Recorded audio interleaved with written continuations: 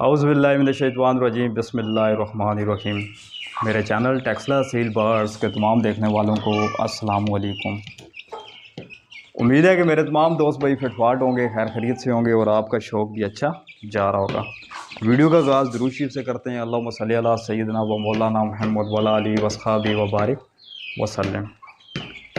दोस्तों, आज बात करेंगे लकवा क्या चीज़ है, इसकी वजूहात क्या हैं, इसके आने की वजूहात क्या हैं, कैसे ये परिंदे में मुंतकिल होता है और इसका आसान सा जो ट्रीटमेंट है वो भी आप दोस्तों के साथ शेयर करूंगा।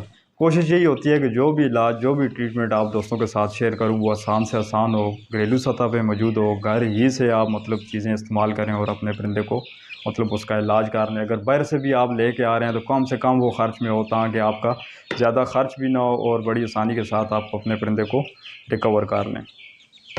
दोस्तों, लकवा विटामिन ई की कमी की वजह से आता है, सर्दियों में भी आता है और गर्मियों में भी आता है। गर्मियों में इसकी रेशो कम है और सर्दियों में ज़्यादा ही आता है। ठीक है, ठंड होती है, ठंड की वजह से परिंदे के जो पट्टे सिकुड़ जाते हैं, पट्टों में खून जम जाता है।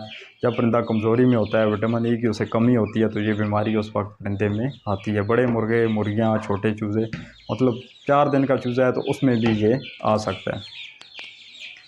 दोस्तों, जैसे ही आप देखें कि आपका परिंदा लकवे से मफलूज हो गया, अब ये जो मादी है ये सिलक की मादी है, तकरीबन 5.5-6 मंथ इसकी एज है। अभी अंडों के लिए बिल्कुल तैयार थी। ये वही मादी है जिसको रानी खेत आया था, इसका ट्रीटमेंट किया, बाकी सारे मेरे परिंदे रिकवर हो गए। वो वीडियो भी आप दोस्तों के साथ शेयर की थी जिसमें 4 मैंने परिंदे रिकवर किए थे और 2 मेरे परिंदे ज़ाया हुए थे। 6 टोटल उससे रानी खेत से मुतासर हुए थे और ये मादी भी उसमें शामिल थी।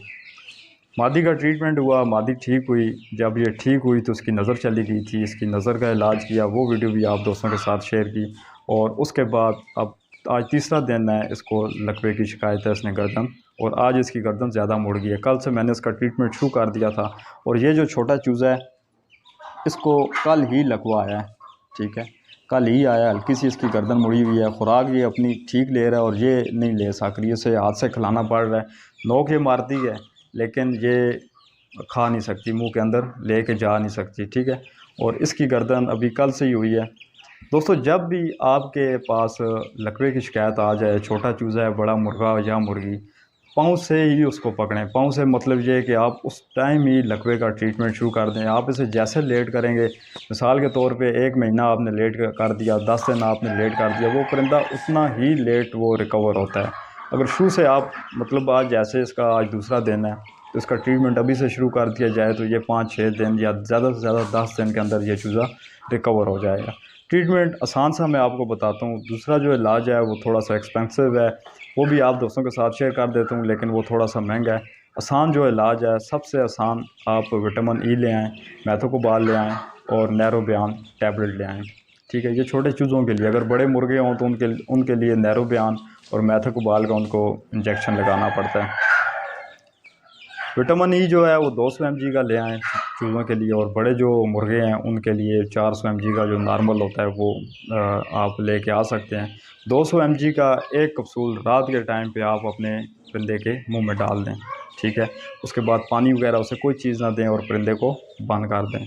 मैथोकोबाल और नैरोबियान, ठीक है, दोनों ताकत के ये टैबलेट हैं, ताकत के ये इंजेक्शन होते हैं। नैरोबियान अक्सर इस्तेमाल होता रहता है, इसके रिज़ल्ट के बारे में बहुत सारे दोस्तों को पता भी है। जिन दोस्तों को नहीं भी पता, बेशुमार इसके फ़ायदे हैं।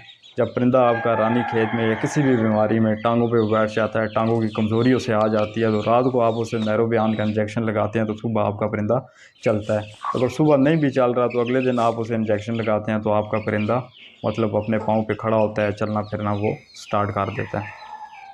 दोस्तों, छोटे चूज़े को आधी गोली नैरोबियान, ठीक है, नैरोबियान की आधी गोली इसके मुंह में डाल दें, सुबह डाल दें, शाम को जिस वक्त आपका दिल करता है।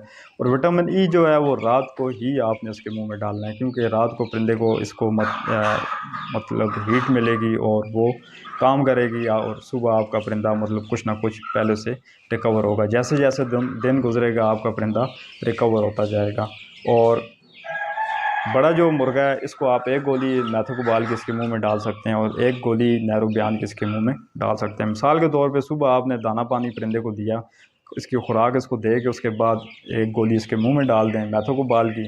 ठीक है। दिन के औकात में आप नैरो बयान इसे दे दें और शाम के औकात में आप इसे रात जब आप बंद करते हैं तो आप इसे विटामिन ई का जो एवियन कैप्सूल होता है वो 200 mg का इसके मुंह में डाल दें। और छोटे चूज़े का भी इसी तरतीब से आधी आधी गोली कर दें और विटामिन ई जो है वो आप मतलब 200 mg का पूरा कैप्सूल इसके मुंह में डाल दें। उसके बाद दोस्तों खुराक, सर्दी है या गर्मी है, खुराक आपने गर्म ही खुराक आपने लकवे में अपने परिंदों को देनी है। ठीक है।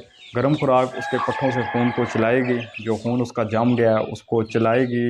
अगर आप उसे ठंडी खुराक दे रहे हैं या कह रहे हैं जी गर्मी है मतलब परिंदा हीट अप हो जाएगा या उसका पोट कोई इन्फेक्शन हो जाएगा किसी किस्म का, तो ठंडी खुराक से आपका परिंदा रिकवर नहीं होने वाला। कोशिश करें कि नीम गर्म पानी परिंदे को पिलाएं।